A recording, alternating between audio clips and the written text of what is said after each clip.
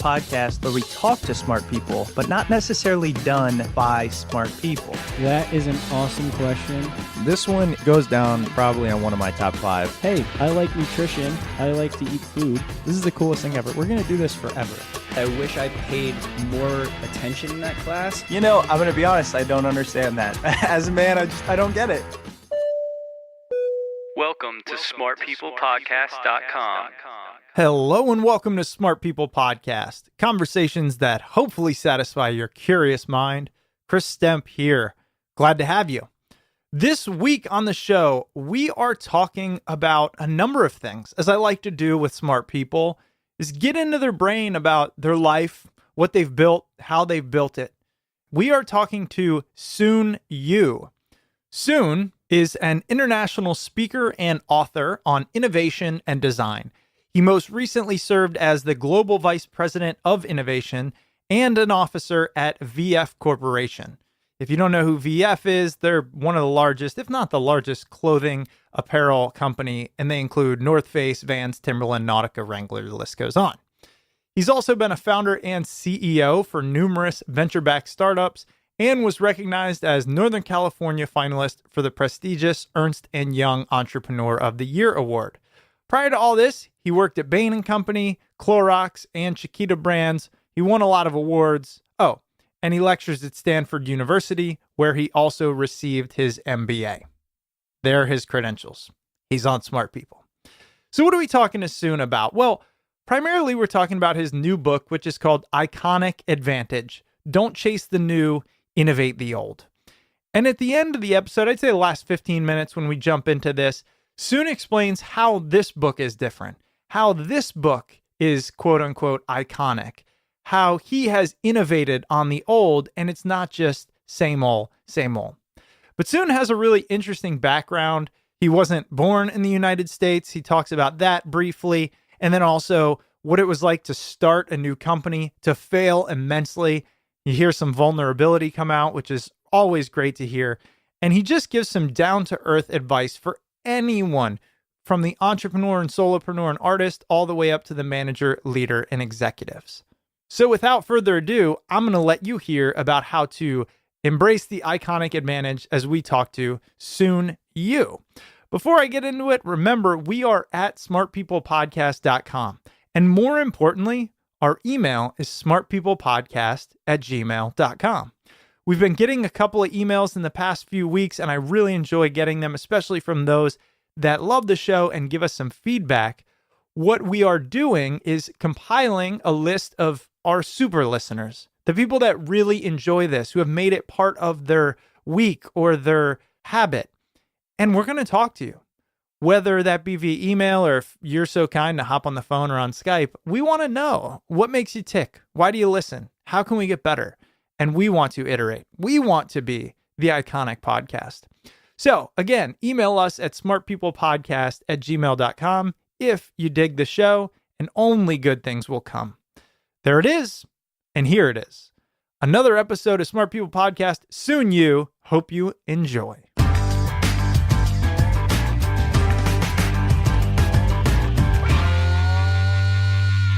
Well, Soon, first, I just want to say thanks so much for being on the show. Oh, I'm excited to be on the show. Thank you for having me. Absolutely. And, you know, having you on, it's one of my favorite things when a previous guest of ours, Dave Burse, reached out and said, Chris, I got a guy, right? I got a guy. You got to have him on. And I respect Dave so much. Our listeners love Dave. Of course, I did my homework first, but I said, yep, Soon definitely meets the category of smart people. So I was really happy to have you on. Well, thank you. I'll take any borrowed equity from Dave I can. So I'm glad I'm in his company and not mine. That's amazing. Well, look here, let's start here. I know we're going to talk about your brand new book, Iconic Advantage. We're going to talk about writing a book and how this came together, your experience, and then basically creating a brand and how you innovate your old. And I know you have some things there. But let's start with, who are you? Where'd you come from? What do you do? Well, that's a great question. I was actually born in Taiwan and I grew up there for a little while, and then I moved to the US and had a little bit of culture shock, but eventually acclimated into becoming an all-American kid that was a little shorter and scrawnier than most, but somehow managed to always be the last person picked on the lunchtime basketball pickup games, and so somehow that's always shaped me in terms of not giving up and always wanting to maybe try things that are a little out of my scope and out of my ability. But yeah, and it's been this amazing journey where. I'll start in high school where I had the sort of the left and right brain. I'm sure a lot of your listeners have sort of these two sides to them, and they kind of figure out which side they want to go to. And I struggled with that in high school. I was trying to decide whether I was going to be a fashion designer or an engineer. And and so there was a creative side of me that really liked the fashion design part, but then there was this analytical side that really liked theory and frameworks and analysis. And let's just say I came from a very strict Asian family, and they weren't going to pay for fashion school. So it's funny thing is I ended up going into engineering school, and I've spent most of my life kind of go back to the emotional branding fashion world. And so the rest of my life from high school has sort of been this really long journey to try to go back to what my instincts told me I should have probably done when I was in high school. And I'm actually glad that happened, because along the way I kind of figured out how to marry kind of the right and the left of the brain and the heart and the head, and also marry sort of being bicultural and a whole bunch of other stuff. So I'm a product of a lot of mashups. Yeah.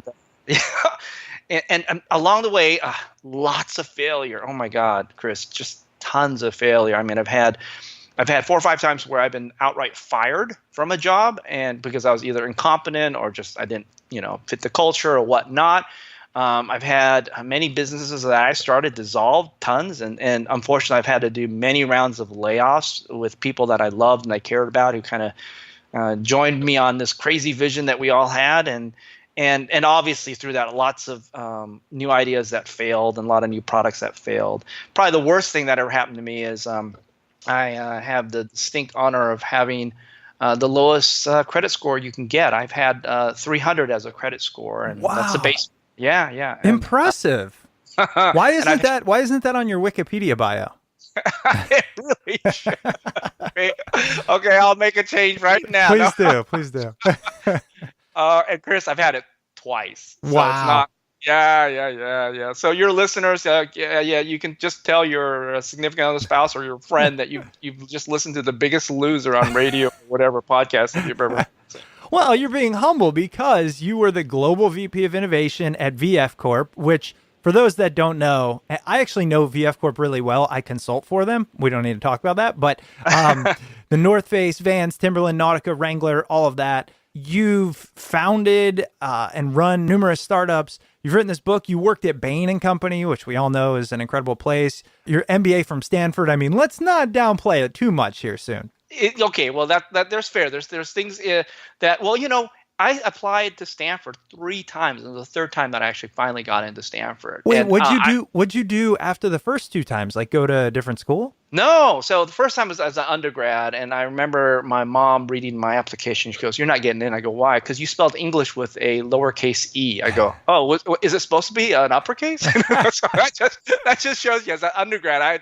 Well, actually, as a high school student, my English skills were really bad. I'd never thought I'd ever end up being a writer, by the way. And so, I the first time I applied was an undergrad, didn't get in. I remember I believe I still have the rejection letter. And then the second time I applied as a newly minted undergrad trying to get into the business school, I didn't get in then. And finally, the third time was a charm, and I got in then. But I had to endure 2 very thin letters from Stanford.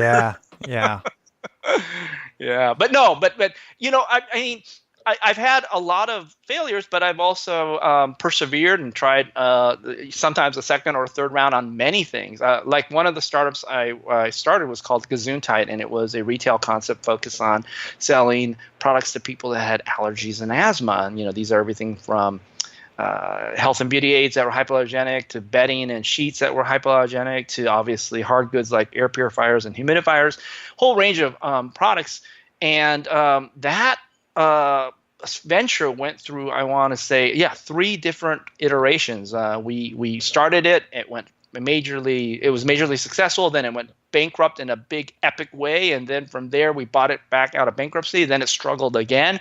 And then we finally was able to sell it to one of the companies that I'd worked with previously, Clorox, the bleach company. And so it was like a lot of ups and downs in terms of everything I've done. And and actually, that's one of the reasons I wrote the book, is because I was always curious, why were some people really good at this innovation stuff and at commercializing new ideas and marketing and scaling, new things to the world? And that's when it hit me after I did all this research that it's because these companies actually look at what they're already good at and take all their shiny new ideas and apply it against the old, against their strengths, against where they already have market momentum. Mm-hmm. Yeah, and I know that's a theme throughout, and I really want to get into that. But in your intro already, I have 7 things I wrote down that I want to talk about. So I think we're in trouble here. I see episode 2 on the way. But how old were you when you started your first real company? And when I say real, I mean like not a t-shirt business out of the back of your car. Sure. If that were a thing. If that were a thing, yes. No, I think the very first company I started was actually Gesundheit. And I remember I was at Clorox at the time. I was a brand manager or customer marketing manager. I can't remember what I was doing there. I was doing something with marketing and sales, obviously. And I came up with this idea, and this was back in, I want to say, 97. And so I was probably at that time, 97, doing the math, I was 32, was it? It was 30, no, 97. Yeah, I guess I was about 32. And the funny thing is, it was like 96. So I was about 31. And I actually quit Clorox.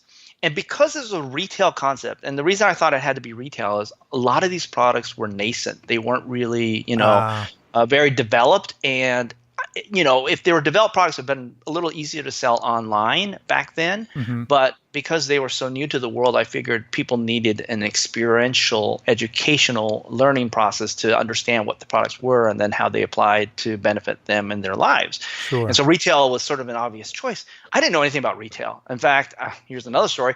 I applied to Baskin-Robbins, to McDonald's, to a whole bunch of places when I was in high school, and no one ever took me. I don't know why. I just can't figure out why no one ever gave me a simple retail job. So I actually quit Clorox and went and worked at Crate and Barrel for a full year and made $5 an hour. It was, I think one of the reporters that actually told my story did the calculation, and he said, "You took an 85% pay cut." I go, "I guess that's right." Wow. And you did that just to learn retail? I did that to learn retail because I didn't know diddly about retail. And oh my God, I found out that retail was so much harder than any white collar job I've ever done in my life. For sure. Oh yeah. I think anyone who's ever done that will agree with you on that. What I'm curious about is this idea of taking an idea to market, which is an entire topic and an entire podcast. But explain how this 30-something-year-old, which a million people out there right now, myself included, are, that, have an idea in an industry that they might not really know. They don't have a lot of money, but it's a good idea and they've got some skill, some experience. How do you take that to a company that's big enough to then get bought by Clorox? Like, in a nutshell, how does that even work? Take us back to that first step. Sure. I think the first thing that you want to do is just write the idea down on a piece of paper. Literally. It's always in your head, right? And get it out of your head, because you'll be surprised once you have it on paper. Couple things happen. One, you build on it. You go, "Oh, this part's exciting." You'll also kind of call BS on yourself, like, "Oh, now on paper that really does sound kind of dorky." And then the other thing that's really important is you start sharing it and with other folks, and then it starts becoming real when other folks start giving you feedback. And the way you know it's not just sort of a paper idea in your head is when other folks start going, "You have something here. Let me build on it." So they give you some just suggestions, and obviously they tell you where you're kind of blind and where you start but you iterate it. And then people start getting excited about the idea, and guess what? They say, "Hey, you should talk to A, B, and C." Then the minute somebody says you should talk to this other person or go look at this or do some research there, that means you're onto something because they see the potential in it too. And you've just enrolled your vision with some cool people that probably will help you along the way, if not in terms of financial support, at a minimum, more importantly, moral support. And by doing that, I'm surprised how many people have these great ideas, but they never take the time to just write it on one piece of paper. Okay. And in fact, I think people think, oh, I have to write this 20-page business proposal, therefore then it's real. No, they just write one page. In fact, I always say it's harder to write it in one page than it is 20 pages. But, it's that whole Mark Twain quote where, yeah, if I had more time, I would have written less. Yes, I would have. I'm sorry I wrote such a long letter. I ran out of time. Right? Oh, yeah.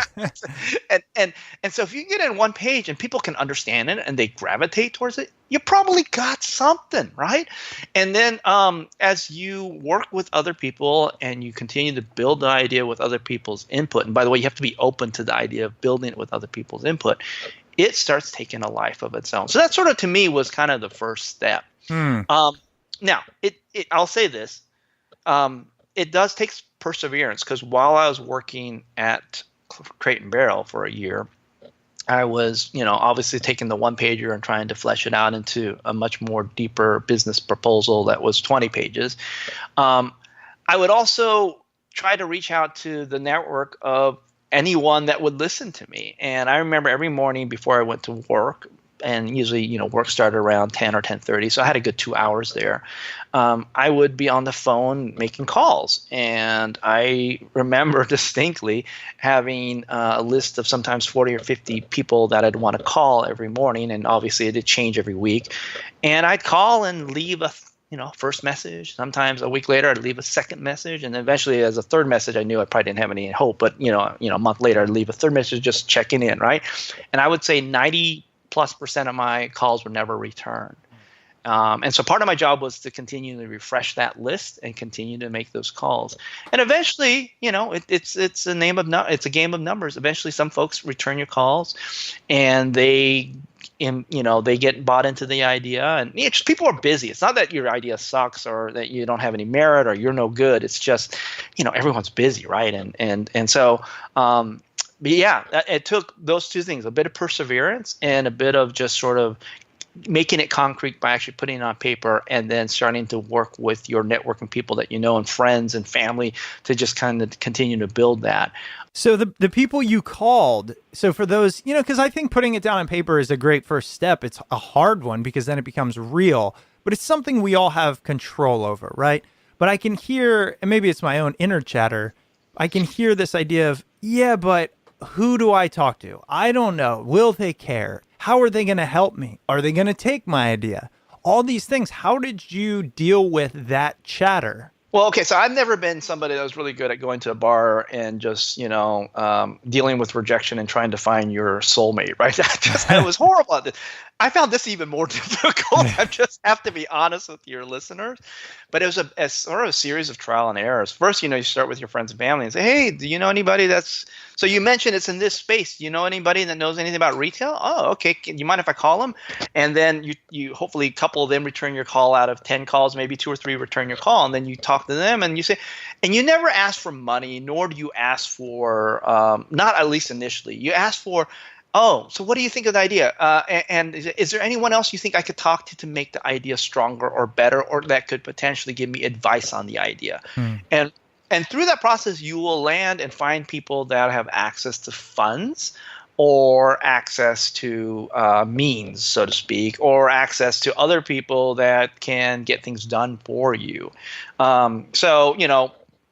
I was not your typical VC candidate because I was doing retail. Back then, internet was so hot, and this just didn't, smell of anything that had high multiples. Sure. So it was a much more traditional kind of calling and trying to get people. But I was trying to raise some funds to at least seed capital. And it's funny. Here I am with the Stanford MBA working, and I'll be honest with the listeners. I had a BMW, but I parked it at the farthest part of the parking lot in the underground so that nobody at Crate and Barrel knew I was driving a nice car. Right. And it's funny. It's such a weird life. I was living in a nice place, in a nice neighborhood with a nice car, but making very little money and very little cash flow. And every night I'd go home and I'd eat Costco frozen chicken breast with rice. Yes.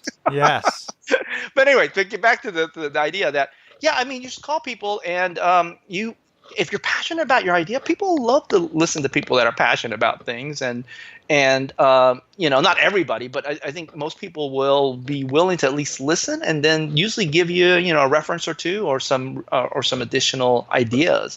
And that's kind of the process I took for a full year before I actually landed on, actually the hardest critic I had was my family, is my dad. He was like, I paid for this, he helped pay for my college education. And he's like, what are you doing with this? You're wasting this investment I made against this, right? Yeah. Oh yeah. We've all definitely heard that one. What I'm wondering then, this is great, by the way, because that makes sense. So say you get your idea pretty clear. And in your case, especially back then, it was a lot harder. But right now, if you wanted to do it, you could go on Alibaba. You could probably buy some of these things. You could put it on the internet. I know you wanted to do retail, but what is the first step to actually doing, from idea to product to a real business? In my mind, that's the hardest part. Yeah, I think, I have really good friends at IDEO, and they talk about this idea of evaluating desirability, then evaluating the idea of feasibility, and then the idea of viability. And desirability is actually whatever it is you're doing, is there somebody that would want it? And then, you think about feasibility, can you actually produce what they want or make it or deliver it? And then the last one is, will it make any money? And those are the sequence of questions you ask. But so the first thing you want to sort of tackle is there a there in terms of a need? Are you servicing something that somebody would want, whether it would be a product or a new service or whatever it might be? And, obviously putting in a concept on paper and testing it with your potential consumers, that's a good way. But yes, to your point, and I didn't know this when I was in the 30s, and design thinking wasn't such a big thing back then, but you can prototype ideas so simply, and the rougher the prototypes, oftentimes the better in terms of both getting feedback on what the strength of the idea, but probably just as importantly, letting you know what the warts are, the blind spots are, and then continually sort of refining and getting higher and higher resolutions of so-called the prototype. Sure. And yeah, I mean, there's just simple ways now, especially with all the tools available. You can build a dummy app with PowerPoint, where you can just show people and simulate it on your phone, and you can do that for $10, right? It's just a bunch of PowerPoint slides, and that's it. And so if you're building an app, that would be really easy. If you're building something more physical, just cardboard and tape and a little Crayola, and you should be good to go. And so there are ways to start getting some feedback before you what I would consider a pretty heavy financial investment. Right. But yeah. Well, and I think that's the tough part too, is that financial piece. But I don't want to make the entire episode about this because I have so many different things. One is this idea of failure, which we hear a lot from entrepreneurs and business owners and things. So to make this real, though, what would you consider was your greatest failure business-wise that sticks with you and made you who you are, basically proving your perseverance? Yeah, I think that's a really good question. I don't think I've ever had to answer that, but I know the answer to it. That's funny. So it's kind of feeling raw to be sharing it, but that's okay. That's okay, right? Here's one of the biggest learnings that I think the failures, and I would say there's a pattern of the failure. And when I look back at my most epic failures, they were usually preceded by a period of hubris, a period of what I call self-arrogance, and I would say, where I got ahead of myself and I got my head got a little bigger than it really should have.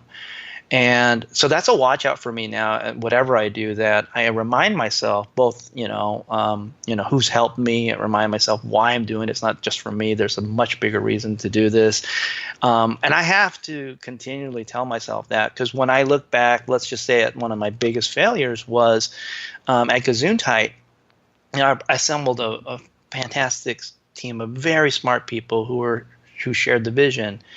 And, back then in the .com days in San Francisco, there was just so much money being thrown around, and I got both greedy, but I also got big-headed, and that I started to work on other startups while I was doing this startup, and all of a sudden I was distracted, and I wasn't giving my full attention nor my full energy or passion towards the startup that I had, and I thought raising money was so easy, and I thought the skills I had to raise money or to do whatever I was doing was, I just took them for granted, and I forgot the idea of work ethic, and so I let myself down, but more importantly, I let the team down, and I would say that okay, granted, we had the prevailing wind was pretty. It was all about land grab, right? You want to spend to get revenue, and you spend like $5 to get $1, and you're all happy, right? Right. So, in some ways, I don't know if we would have been able to overcome the fact that we were in a bad business model environment where everyone was just plain out greedy. Okay. Sure. But I accelerated it by everything that I had done, and probably more than anything, I had a lot of relationships that I damaged because I wasn't fully vested and I didn't give my all like they were giving. And so, that's a big watch out for me as I do anything nowadays, is that, not to get ahead of myself and not to get a big head. But and I appreciate that. Oh, go ahead. I was just it's probably the biggest learning and the most painful thing I've had to sort of do. Yeah, no, I appreciate that. And that's a great lesson, because even I was helping run a nonprofit a few years ago, and we started to have people working with us and for us, and getting to that point where you're now in charge of other people's paychecks is something that you can't quite understand the pressure until you're in that place. It's probably, in my opinion, I would estimate the least glorious part of owning/running a company. I can imagine that being the toughest part, as you mentioned, all those smart people. And while we're talking about this, people you work with, right? You said you had to hire them, you had to go find them. You've also talked about talking with friends, family, and others about your idea. Clearly, one of the things that I think you probably do really well is connect with others to bring your ideas to life. I want to pick your brain on this topic, because I hear often, hey, I could really use help on this. How do I find a co-founder? How do I get somebody else to help me with this vision? And so I would love to hear from you on how you do that, what you've learned in your business dealings. And then also, many people might not know, but you actually co-wrote this book with Dave Burst. That's how we got connected. So I'd also love to hear how you sought him out, and recommendations for how others can find somebody who will bring their idea to life. Yeah, I mean, it's a great question. It's not an easy question to answer. I could give you the canned speech. Oh, you got to find somebody with shared values. You got to find, all that. Right. That's all true, right? But let's face it, we're like all black boxes of emotions, of context in terms of how we grew up and how we interpret the same pieces of information differently, and then we all are sort of a routine of behaviors that have been sort of ingrained in us since we were kids, or at least in the last few years. And when you marry that up and you put two people like that together, sometimes it works, sometimes it doesn't work. And here's what I'll also say: sometimes it works for a while, and sometimes later on, you grow differently and it doesn't work. And in good analogies, look at marriage, you look at dating, you look at it's work, and so I guess the piece of advice I would say is this: ease into it. And so, Dave and I actually started out where initially I was just looking for somebody to help me with the book, to write some of the cases, maybe to help do the writing, and I would do the frameworks, and I would do a lot of the content. And it was really a relationship where I was hiring him.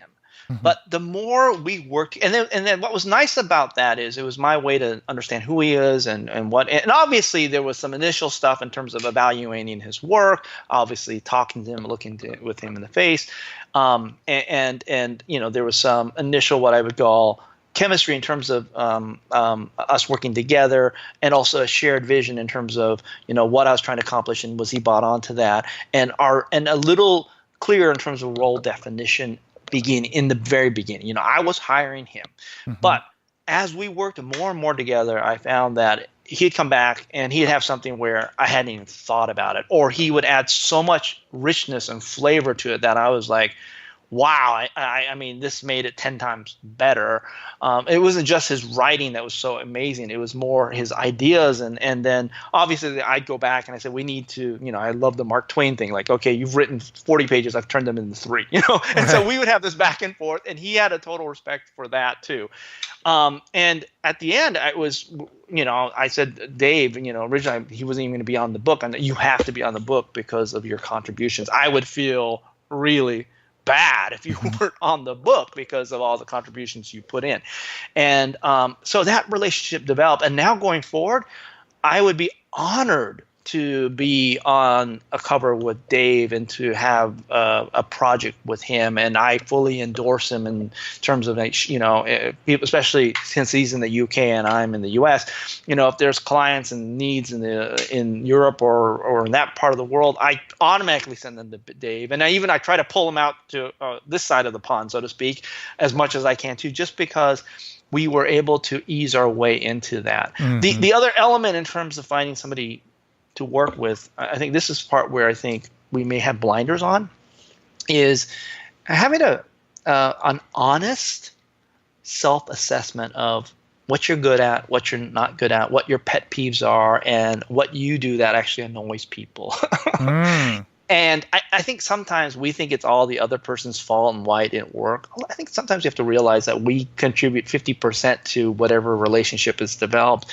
And until we have a real honest assessment of our, not just our strengths and weaknesses, but our personality quirks and how those interact with other people's personality quirks and their, you know, their and who they are, you will always lie to yourself and say, well, it was that person's fault, and versus like saying, you know, I own this and I have to apologize, or I own it and I don't think I can change that about me. So in the future, I'm just going to have to be honest about who I'm working with. I'm going to be this way. And if that is too annoying for them, then they probably shouldn't work with me. Sure. But until you have what I call an honest discussion with yourself about you, you're going to basically have problems finding a good partner. Wow, that's really good. So let's sum that up. It's be honest with your strengths, weaknesses, and faults. It is, of course, the stuff that matters, but we didn't necessarily need to cover. Find somebody with the same values. And then start slow. Start slow, build that relationship just like any other, and see how it progresses before going all in. Yeah. All right. I mean, it's not mind-bending or mind-blowing, but it is exactly what I've trialed and erred into. And even today, I was talking to somebody who I was excited to work with, and we're going to walk our way into it and see what happens. And then we ended the conversation talking about, well, I tend to be more like this. And so if you saw me doing this, it's because I'm like that. I go, oh yeah, I get that. And I'm like this too. And so, and it was good to actually have that type of conversation even early. So with the remaining 13 minutes we have, I really want to get into your book. And the book is Iconic Advantage: Don't Chase the New, Innovate the Old. So first, let's start here. Just tell us what the main premise is, and then we'll dive in. Well, the main premise is that there are some companies out there that are really good at commercializing new ideas, and they make like multiples of profit versus others, and they're the standard bearers for what they do and what they're known for in the categories, the segments, the niches that they compete in. And I was really curious to understand, did they luck into that, or was there a deliberate strategy with actual proven principles and best practices to do that, to actually reach a level where you have iconic status for your brand, product, or service? And obviously the answer is the latter. We would have written the book, right? And so the whole book is focused on how iconic brands became iconic, and more importantly, how they've stayed and remained iconic. And then reverse engineering what the principles and best practices they pursued in order to both create that iconic status and remain and enhance their iconic status. And that's what the whole book is about. And the reason we say innovate the old, one of the big ahas was there's two kind of ahas. One was that it wasn't luck. There was actually a deliberate strategy. And then number two, that strategy was really simply put, focused on building iconicity, and more importantly, taking a lot of this shiny new ideas and shiny new objects and whatever, but applying it against where they already had market momentum, where they already had strength, where they actually already had iconicity. And so that's really kind of the ahas in the book, and that's what the book is really squarely focused on. And I don't know, I don't know how much you've read of it, but we try to give it in a simple framework that people can actually apply, whether they are obviously a Fortune 500 company, but probably more importantly, whether they're a pizza parlor in Potrero Hill, or even for their personal branding in their career journey. Well, actually, I'm glad you said that, because that was my next question. And I've never asked this, but I've thought it a number of times. I don't know why I haven't. When you write a book about iconic companies, so we're talking the Nikes and the BMWs and the Apples, how do you plan on selling books when such a small percentage of people that need to know about how Apple became Apple, which is just too far out of their reach? To the everyday person, whether it be an entrepreneur, solopreneur, artist, or just individual, how does this translate? Sure. I mean, when we look at these great, and let's just define what iconic means. Iconic is something where you're recognized for something distinctive that's highly relevant to people, and through longevity of being recognized for that distinctive relevance, you actually become the standard bearer for that distinction in the category, niche, or segment that you're competing in. And so the first thing we wanted to answer, and this, think about how this applies to you on a personal level, is what makes a brand, a service, a company, a person iconic. And there were three qualities that we identified when we looked at almost 50 companies, and not just companies, but we also looked at celebrities, we looked at pizza parlors, whatever it might be. And it was these three qualities. The first is there is something distinctive about iconic properties, something that makes them stand out versus the competition, something that is really differentiated and noticeable and memorable. That's quality number one. Quality number two is that whatever this distinction is, they're not just different for different sake. Whatever that distinction is, it's highly relevant to the audience they want to become iconic to. And the key here is it's not just relevant today or yesterday. It's the idea that it'll be relevant yesterday, today, and tomorrow. It's the ability to create timeless distinction. Okay, so that's quality number two, is actually whatever you are distinctive for, it's timelessly relevant. Okay, and the third is whoever you want to be iconic to. For Coke, it's the entire globe. Mm-hmm. But for the pizza parlor in San Francisco, they only wanted to be iconic in Potrero Hill, okay, which is a region or neighborhood in San Francisco. And if it's on you on a personal level, maybe it's just to your company or to your department or maybe just to your team. They're recognized for that distinctive relevance. And if you can become distinctive and relevant and then recognized for that distinctive relevance, and you do it with enough time, you will become the standard bearer for that. And if you become the standard bearer, that leads to iconicity. So let's take a person, for example. Let's say you were going to go into the field of AI, and there's just 1,000 billion people working on AI. Okay, great. Okay. And so you wanted to become iconic for AI. Oh, that's a big challenge because, again, you have to rise above all these other billion people that are focused in the field of AI. But let's just say you wanted to marry this idea of being a subject matter expertise with something that you're a big cat lover. You just love cats, and you have 10 cats in your home, and you're the cat guy or cat lady. By the time you retire, you're gonna have they're gonna follow you everywhere. And you said, look, I am going to be the expert on artificial intelligence for cats. Well, okay. Now, and I'm only going to work for pet owners and for the pet food companies. And what I'm really trying to figure out is how that my understanding of artificial intelligence for cats can actually benefit this small universe of people, and then maybe even for cat bloggers or whatever, and the people that whatever. And that's how you build your iconicities, because you have something that's distinctive, that's highly relevant to the few audiences I was talking about, not to the entire world, and so you then continually the goal then is how do you stay continuously relevant, is that you continually invest behind being as smart as you can on that, interviewing and learning from more and more people around that topic, and obviously adding in stories and things that you thought about around that topic. And so that is how it can work on a very personal level. Awesome. Well, and I want to ask you, as this idea of kind of differentiating and even niching down, if you will, is the main message here in this book.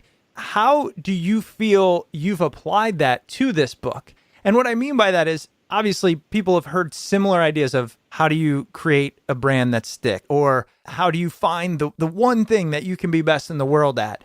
How do you think you brought that strategy? How did you differentiate this book from what probably was in your mind, as there's a lot of competition? Yeah. So when we looked at the world, and I did exactly what I talked about earlier. I wrote a bunch of one-pagers on a bunch of ideas I had for potential books. And to figure out, one, was it relevant? And two, was it something that it wasn't, it was distinctive? And this rose to the top. Surprisingly, there are very few books that have written about what makes iconic brands iconic. And when we search the popular press out there, there's a lot of branding books. There's a lot of books that say, let's go from good to great, or, let's find the purple cow. And they're great books, okay? And there are a lot of books about, how do you think about your brand DNA and what's your archetype? And there's a lot of marketing books in terms of like how to build your brand in terms of advertising. But there was very few that thought how do you actually reach the pinnacle of branding, which is reaching iconic status. And when we read everything out there was an underlying assumption that a lot of people lucked into this or just happened over time. And if you were one of the smart people, as long as you were really diligent about managing your brand using all the available best practices out there, and you were able to somehow keep it relevant for the next 50 years, that it was by sheer hard work and luck that you became iconic. And when we had that aha moment that no, this is actually a very deliberate strategy, and there are actually principles and best practices to actually do this, but they've never been shared. That was the aha for us to say this is what makes it really distinctive. And so we have gone, to your point, the first book, and as I said, the first book, right, is really focused on, probably a little deeper dive into big brands, okay? But this idea of iconicity applies in so many different levels, and therefore, to keep it relevant, we're probably gonna have to write about some other verticals where iconicity could apply. Hint, maybe. Yeah. Yeah, no, I love that. And I'm glad we touched on that, because it's not just this idea of like find your niche, make it small enough where you can succeed and all that, but it's also, once you're there, how do you rise to the level you want to be at and then stay there? And oh, by the way, we're going to show you how a number of brands have done it. Awesome. Very, very tangible, and I think applicable to everyone. Like I mentioned, even the artist, the painter, the muralist, the pizza owner. Well, Soon, it's been great. I know you have to run. The book is Iconic Advantage, Don't Chase the New, Innovate the Old. I just wanted to pause for a second and see, where are you out there on the interwebs? Do you write, blog, or are you heads down on this? Where can we find you? Sure. You can reach Dave and I at iconicadvantage.com. So that's pretty easy to find. And obviously you can find us, the book, on Amazon or in your Barnes & Noble store. And we will link to it at Smart People Podcast. Well, Soon, I'm going to get you out of here 2 minutes early. So go catch that, go get in your car and catch that meeting. And thanks so much for being on the show. It was a pleasure, and really enjoy your questions. And I think if I was your audience, I'd be fascinated with how you're building your iconic brand, which I love. By the way, I love the graphics on your website, and I also love your guests and what you ask about. And so continue to build that iconic brand, man. I appreciate that. I might reach out to you for some help as we try and continue to grow. Just throwing that out there. If you're a friend of Dave's, that means you're probably going to get it for free, because Dave's the biggest hearted guy I ever known. I love it. I love it. All right. Well, Soon, thanks so much. Really appreciate it. Take care. All righty. Bye-bye. Bye. Welcome back. I hope you enjoyed that interview with Soon Yu.